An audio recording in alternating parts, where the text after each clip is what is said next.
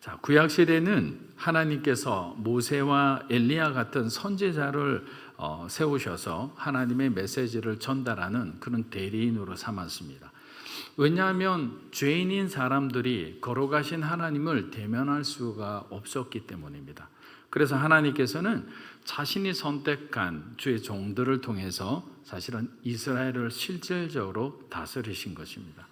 사사기 이후 백성들이 자신들에게 왕이 필요하니 감히 왕을 달라고 말하자 하나님은 그들에게 왕을 허락하셨습니다.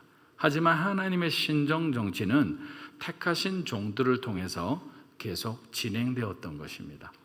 오늘 등장하는 세례 요한은 말라기 선지자 이후에 약 400년간 계시가 중단된 이 영적 암흑기를 깨뜨리고 이스라엘 백성들에게 나타난 신약 시대에 살고 있는 구약 버전의 마지막 선지자라고 할 수 있습니다. 우리 마태복음 11장 13절에서 14절 예수님이 하신 말씀을 한번 읽어보도록 하겠습니다. 모든 선지자와 및 율법에 예언한 것이 요한까지니 만일 너희가 즐겨 받을진대 오리라 한 엘리야가 곧 이 사람이니라. 자, 캄캄한 터널 속에 갇힌 이스라엘에게 한 줄기 빛이 등장하자 사람들은 열광하기 시작합니다. 세례 요한이 전하는 그 광야의 메시지를 들은 백성들은 자신들의 죄를 자복하고 세례를 받기 시작했으며 심지어는 헤롯 왕과 그의 신하들까지도 요한의 메시지에 귀를 기울이기 시작했던 겁니다. 이렇게 온 백성들이 세례 요한의 뜨거운 메시지에 환호하고 있었지만 아무런 응답 없이 침묵하고 있었던 한 무리가 있었습니다. 그 사람들이 바로 바리새인과 서기관들, 소위 유대 종교 지도자들이라는 사람들이었습니다. 사랑하는 여러분, 들을 귀가 없는 사람은 어쩌면 가장 불행한 사람일 수도 있습니다. 왜냐하면 자기 자신을 똑바로 볼 수 없는 사람이기 때문입니다. 하나님께서 말씀하시는데도 저와 여러분이 우리 생각만에 빠져서 하나님의 음성을 듣지 못한다면 하나님께서 어떻게 저와 여러분을 사용하실 수 있겠습니까? 굉장히 여러분이 어렵고 힘든 위험한 곳을 지나가는데 다윗처럼 시편 23편의 그 고백을 할 수 있는 것은 하나님의 음성을 들은 자만이 가능한 거죠. 내가 사망의 음침한 골짜기를 다닐지라도 주께서 나의 지팡이가 되어준다는 거예요. 나를 지켜주는 보호자가 되어준다는 그런 믿음이 있다면 우리는 어떠한 길이라도 통과해낼 수 있는 거예요. 그래서 좋은 리더가 되든 팔로우가 되든 가장 중요한 덕목으로 치고 있는 것이 바로 경청입니다. 부하든 상사든 다른 사람의 말을 주의 깊게 잘 듣고 자신이 전하고자 하는 말을 상대방에게 잘 이해시키는 사람이 좋은 리더라고 그렇게 말하는 것입니다. 그래서 한번 여쭤보고 싶습니다. 그렇다면 여러분은 얼마나 여러분의 가족들의 마음 소리를 듣고 계시나요? 여러분은 얼마나 여러분의 동료와 여러분의 동역자들의 아픔의 소리를 듣고 계십니까? 그리고 우리는 얼마나 하나님의 음성을 올바로 듣고 말씀을 들은 대로 생활하고 있습니까? 우리 신명기 6장 3절에서 5절을 한번 읽어보겠습니다. 이스라엘아 듣고 삼가 그리하면 내가 복을 받고 내 조상들의 하나님 여호와께서 내게 허락하심 같이 젖과 꿀이 흐르는 땅에서 내가 크게 번성하리라. 여호와는 오직 유일한 여호와시니 너는 마음을 다하고 뜻을 다하고 힘을 다하여 내 하나님 여호와를 사랑하라. 자, 여러분 잠시 이 말씀 그대로 한번 이스라엘아라는 이스라엘 대신에 저와 여러분의 이름을 넣어서 다시 한번 우리가 찬찬히 읽어보면 좋겠습니다. 힘이 들 때마다 저는 이 구절을 넣고 제 이름을 넣고 하나님 앞에 기도하는 마음으로 읽곤 했습니다. 왜냐하면 이 말씀을 읽고 나는데 얼마나 큰 힘이 되는지 몰라요. 자, 함께 읽어보겠습니다. 시작. 경우나 듣고 삼가 그것을 행하라. 그리하면 내가 복을 받고 내 조상들의 하나님 여호와께서 내게 허락하신 같이 젖과 꿀이 흐르는 땅에서 내가 크게 번성하리라. 경우나 들어라. 우리 하나님 여호와는 오직 유일한 여호와시니 너는 마음을 다하고 뜻을 다하고 힘을 다하여 내 하나님 여호와를 사랑하라. 아멘. 여러분 이렇게 복사해 놓고요, 여러분 책상에 딱 붙여 놓고 이 부분에 여러분의 이름이나 여러분의 자녀 이름을 놓고 매일 3번씩만 한번 기도해 보십시오. 얼마나 큰 믿음이 생기겠습니까? 하나님을 이 세상 누구보다 무엇보다 사랑하는 여러분이 되시기를 주의 이름으로 축복합니다. 오늘 마가복음 본문에 등장하는 사람들의 공통된 특징은 자신들이 원하는 것만 듣기를 원하는 사람들입니다. 그래서 원치 않는 것을 듣게 되면 이 사람들은 자신의 감정을 조절하지는 못하는 거예요. 그래서 순간적으로 그 감정이 조절 안 됨으로 인해서 삶의 균형을 잃어버리는 사람들입니다. 생각의 균형이 무너집니다. 마음의 균형이 무너집니다. 도덕과 윤리와 가치의 기준이 함께 무너져 버리는 거예요. 그렇게 비정상적인 생각을 하게 되죠. 당연히 잔혹한 행동도 서슴지 않고 아무런 양심의 가책도 없이 그렇게 행동하게 되는 겁니다. 마가복음 6장 우리 14절에서 15절 한번 읽어보겠습니다.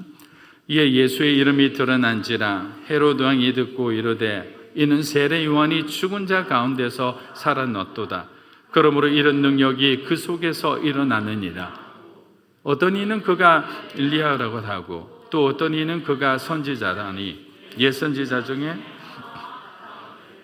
헤롯은 예수님의 이름이 유대 지역에 떠들썩하게 있다는 소문을 들었습니다. 그런데 그러면 당연히 화를 내야 할 그가 의외의 반응을 보입니다. 여러분 여기 등장하는 헤롯 안디바가 어떤 사람인 줄 아십니까? 그는 예수님의 탄생 소식을 동방박사에 듣자마자 2살 미만의 그 아이들을 모조리 다 죽인 아주 잔인한 헤롯 대왕의 둘째 아들이었던 겁니다. 그도 얼마 전에 자신이 존경하면서도 아이러니컬하게 두려워하던 세례 요한을 죽였던 사람입니다. 그동안 그는 신하들이 전하는 요한의 그 광야의 메시지를 들으면서 겉으로는 막 화를 내는 척하면 속으로는 그의 메시지를 사모했던 사람 중에 하나입니다. 이런 복합적인 어떤 그 상황을 저와 여러분들도 느낄 때가 있을 겁니다. 굉장히 미운 사람인데 전하는 메시지는 은혜로운 거예요. 그러면 기분 나쁜데도 찾아서 필요할 때는 듣게 되는 거예요. 마치 헤롯이 그런 상황이었죠. 요한을 대하는 마음이었습니다. 신하들이 전하는 예수님의 소식을 들은 그는 지금 백성들이 말하는 그 예수가 세례 요한일 수도 있다는 뜬금없는 얘기를 하고 있는 거예요. 그가 예수님을 세례 요한이라고 하는 이유는 다름이 아니었어요. 그동안 그가 들었던 그 메시지와 예수님의 메시지가 너무나 일치하고 있는 거예요. 그리고 세례 요한이 행했던 그런 기적 같은 일들을 예수님은 더 큰 기적을 행하면서 어떻게 보면 같은 라인이 있는 그런 어떤 느낌을 받았기 때문에 혹시 자기가 죽인 세례 요한이 부활하여 자기 앞에 등장한 것이 아니냐는 그런 두려움을 느끼게 되었던 겁니다. 마가복음 6장 16절입니다. 헤롯은 듣고 이르되 내가 본 요한을 죽인 후 누구에게도 말도 못하고 양심의 가책만 느끼던 헤롯은 예수님의 등장이 메시아의 등장이라 생각하지 않았어요. 앞서 말씀드린 것처럼 자신이 뭔가 죄를 저지르게 되면 그 죄의 그늘과 저주 속에서 올바른 판단을 하지 못하고 우리는 계속적으로 고통스러워합니다. 소가리로 하는 거죠. 그리고 그는 마침내 스스로 자기가 견디다 못해 신하들 앞에서 이렇게 고백합니다. 내가 그의 목을 베었다라고. 우리가 남에게 큰 피해를 주고 고통을 주는 잘못을 저지르면서까지 우리가 그렇게 성공할 필요가 있나요? 우리가 어떤 입지를 다져야 될 필요가 있나요? 그런데 세상 가운데 세상의 가치에 물들기 시작하면 그리스도인이라 할지라도 저와 여러분의 마음을 세상으로 가는 것을 붙들기가 어려울 때가 있는 거예요. 그렇기 때문에 항상 뭐냐면 데일리 브레드라고 매일 영적 양식을 먹어야 되는 거예요. 여러분이 큐티하는 것이 얼마나 중요하느냐면요, 주일날 아무리 은혜 받아도 여러분 주일날 그 말씀 하나 가지고 여러분이 일주일 동안 건강하게 살아갈 수 있다고 생각하면 천만의 만만의 말씀입니다. 그날 하나님이 여러분을 만나는 메시지가 있는 거예요. 그 다음날 여러분에게 주시고자 하는 하나님의 말씀이 있는 거예요. 근데 우리는 그 메시지와 말씀을 놓치고 그냥 과거에 은혜 받았던 한 조각의 말씀만 가지고 영적으로 전쟁하며 승리할 수 있다. 이건 어떻게 보면 우리의 휴만이죠. 힘들수록 그렇기 때문에 저와 여러분은 하나님의 말씀의 자리 앞에 나가야 되는 거죠. 몸이 정말 천근만근일지라도 예배의 자리를 사모하고 오기까지는 힘들잖아요. 여기 여러분 정말 기쁘게 이곳에 오신 분 있으시면 마음으로 하면 손 한번 들어보십시오. 그분은 복의 복을 받겠죠. 그렇지만 억지로 왔더라도 이 자리에 오면 결국에는 하나님이 여러분이 주시는 메시지를 오늘 받고 그렇게 기도하고 가는 거예요. 그것이 바로 신앙생활입니다. 특별한 게 아니에요. 화려한 게 아니에요. 지난한 시간들을 반복하면서 하나하나 쌓아가는 것이 바로 믿음 생활이라는 거죠. 길게 걸어가는 마라톤과 같습니다. 어느 한 시간에 그냥 화려한 어떤 우사인 볼트 같은 세계인의 어떤 찬사를 받는 그런 역할들이 신앙의 삶이 아니라는 거죠. 하지만 마지막에 저와 여러분이 서야 될 그 자리, 그날에 주님을 만나는 그날에 모든 것이 다 해결되는 거죠.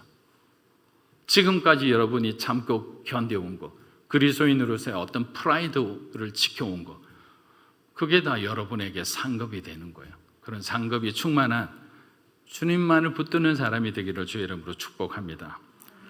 자, 마태복음 6장 우리 17절에서 18절 읽어보겠습니다. 전에 헤롯이 자기가 동생 빌립의 아내 헤로디아에게 장가든 고로 이 여자를 위하여 사람을 보내어 요한을 잡아 옥에 가두었으니 이는 요한이 헤롯에게 말하되 동생의 아내를 취한 것이 옳지 않다 하였습니다. 자, 오늘 제가 드리는 말씀 주제가 세례 요한이 죽을 수밖에 없는 세 가지 이유였습니다.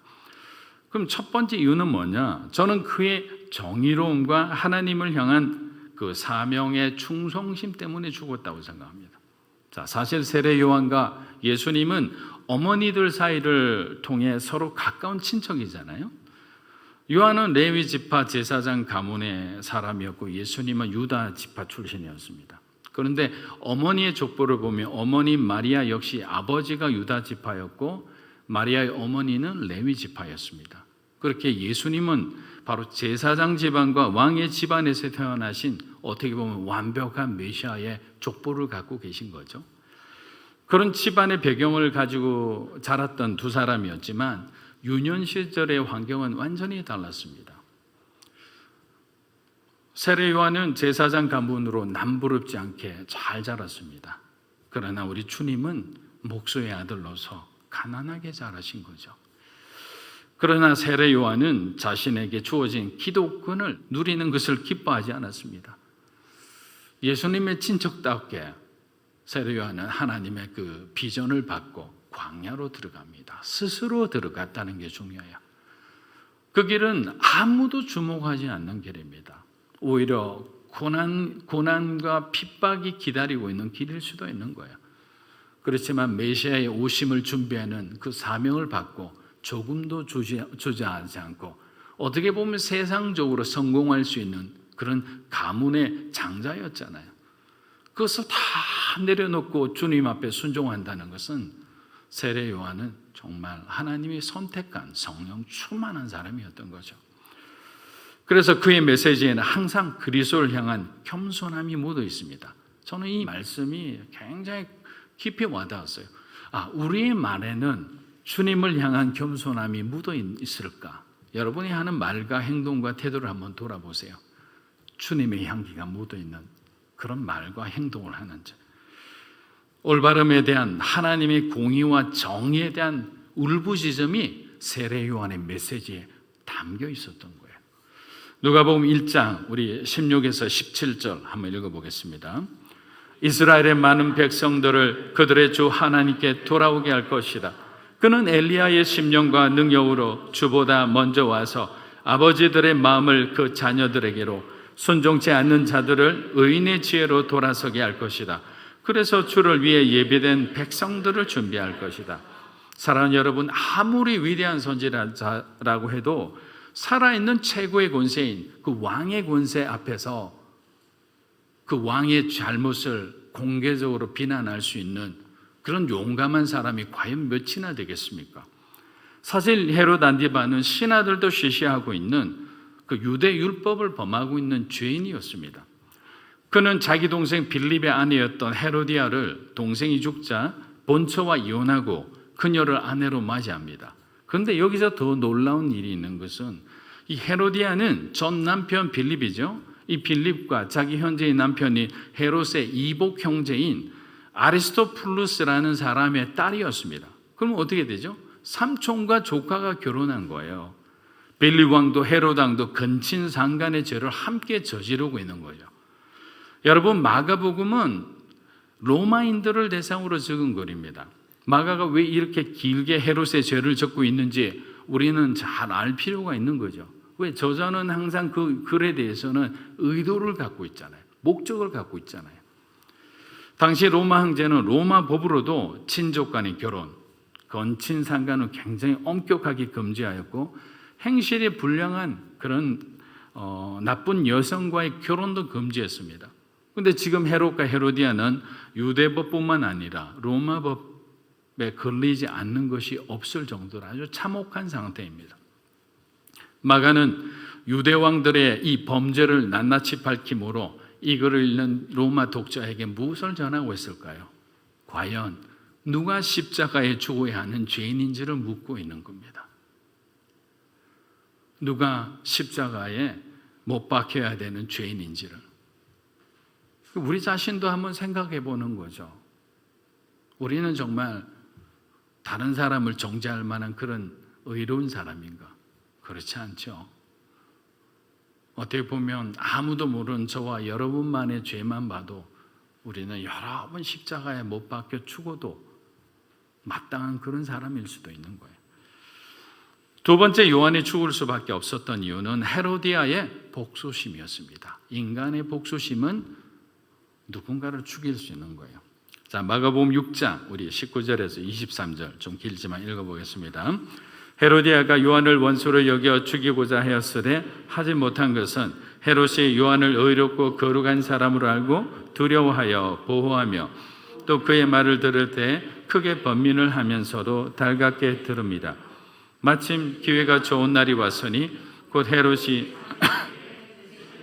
천부장들과 갈릴리의 귀인들 더불어 잔치할세 헤로디아의 딸이 친히 들어와 춤을 추어 헤롯과 그와 함께 앉은 자들을 기쁘게 한지라. 왕이 그 소녀에게 이르되 무엇이든지 내가 원하는 것을 내게 구하라. 내가 주리라 하고 또 맹세하기를 무엇이든지 내가 내게 구하면 내 나라의 절반까지도 주리라 하거늘. 사랑하는 여러분, 한번 인생을 돌아보면요, 이렇게 악인들은 의인을 절대로 기뻐하지 않아요. 세상 가서 여러분들이 그리스도인입니다라 하면 반기는 사람이 얼마나 있습니까? 별로 없어요. 같이 술 못 마시겠구나, 같이 부정 못 저지르겠구나, 뭐 이렇게 해서 불편해서 자기 부서에 두지 않으려고 해요. 새벽기도 잘 나가는 사람은 더 두려워하겠죠. 저 새벽기도까지 안 해. 그럼 정말 우리랑 일했다가는 우리 안에 부정이 다 드러나겠다. 싫어해요, 세상은. 불의한 사람은 의로운 사람의 또 비판을 수용하지도 못합니다. 그래서 그 사람들이 사용하는 방법은 사람을 죽이는 거예요.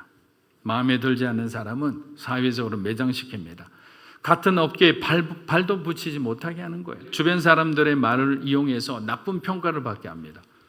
결국 죽은 자 같이 같은 삶을 살게 하면서 자신은 승리했다고 회죄를 부르는 거죠.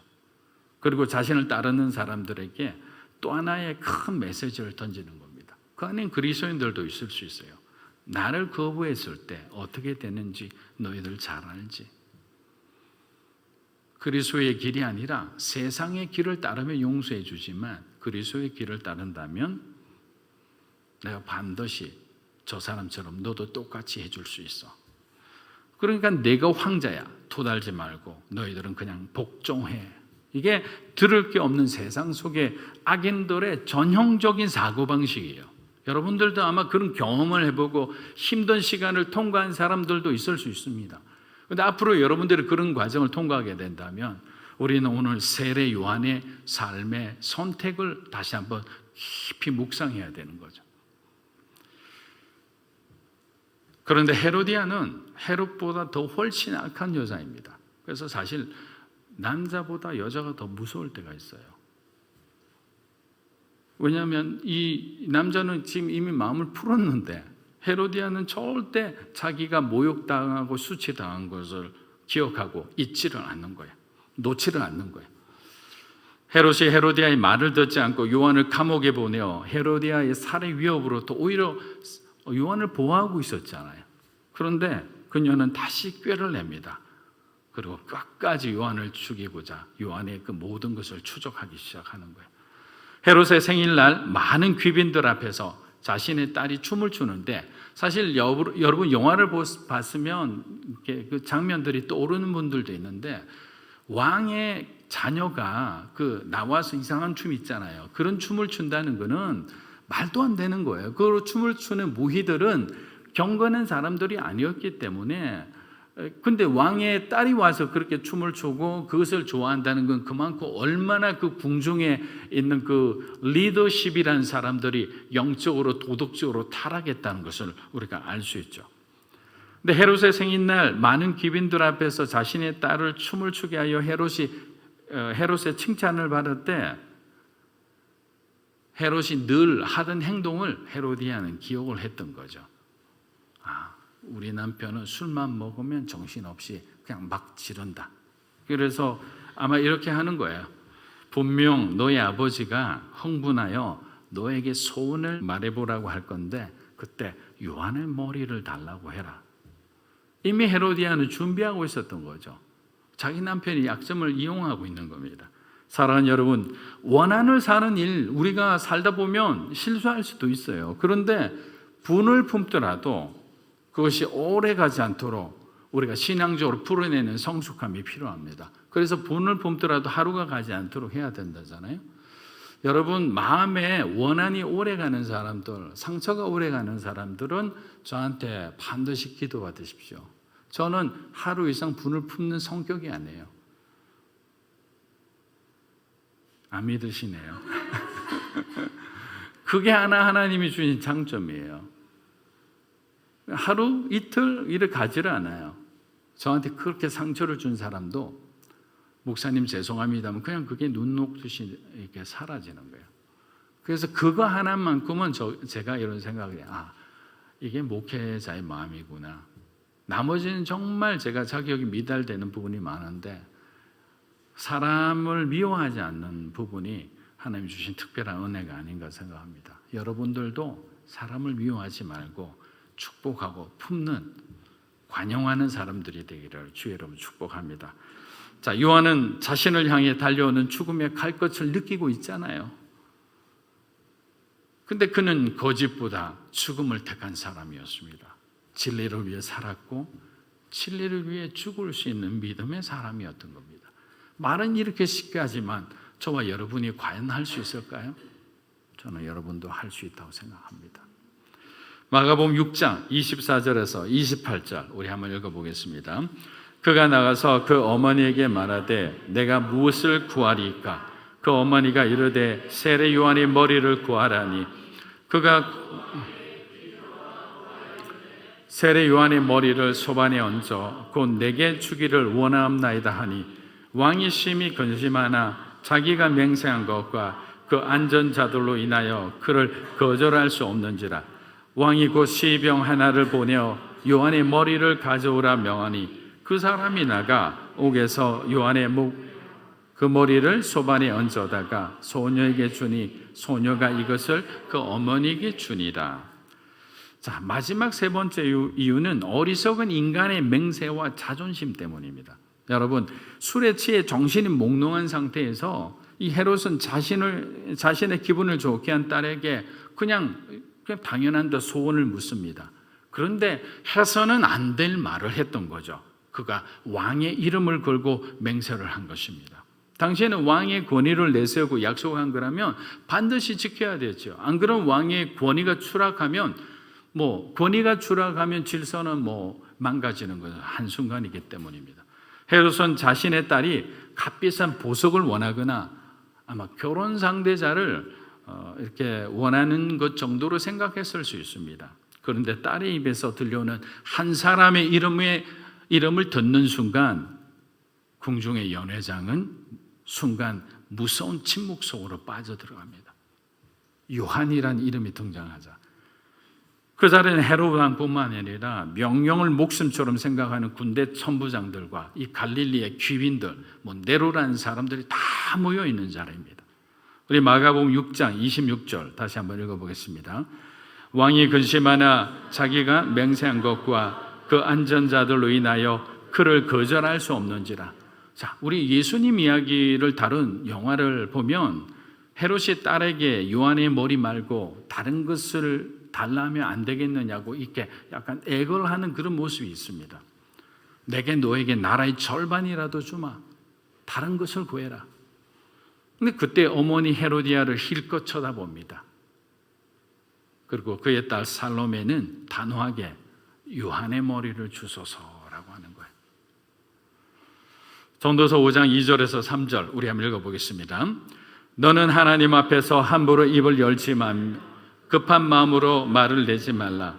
하나님은 하늘에 계시고 너는 땅에 있음이라.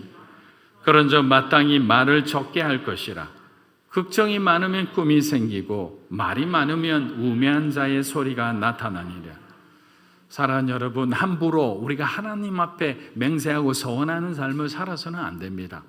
자신의 치기 어린 맹세와 어떤 힘과 영향력을 과시하려고 하던 그 잘못된 맹세의 발목이 잡혀 지금 헤롯은 하나님의 위대한 종을 죽이는 최악의 그런 인생을 살고 있는 겁니다.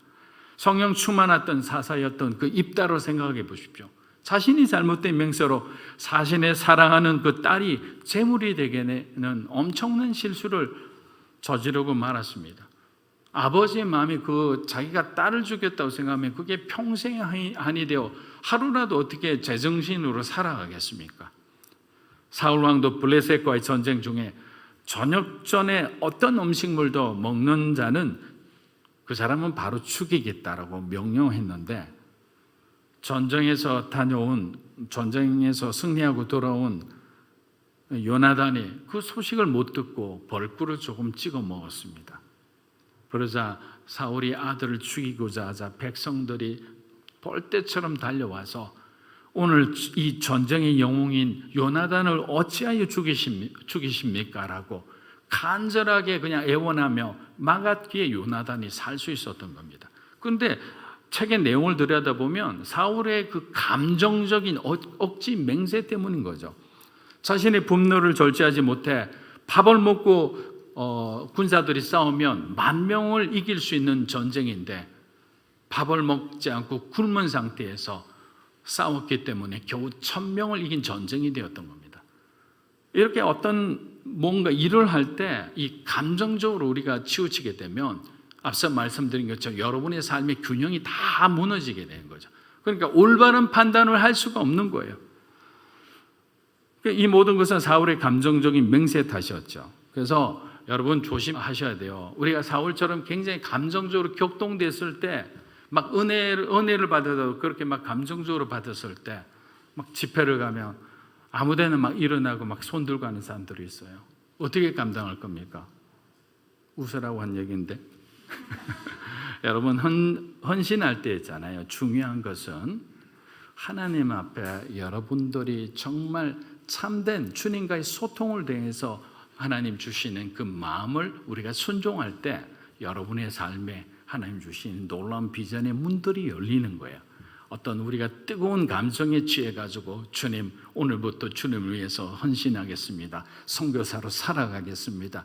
무슨 일이든 우리 내 모든 재산을 팔아 주님 앞에 드릴 테니 하나님 나를 위해 사용해 주십시오. 그 다음 날 후회할 거예요. 그런데 말을 해놨기 때문에 그 말에 묶여 살아가는 거죠.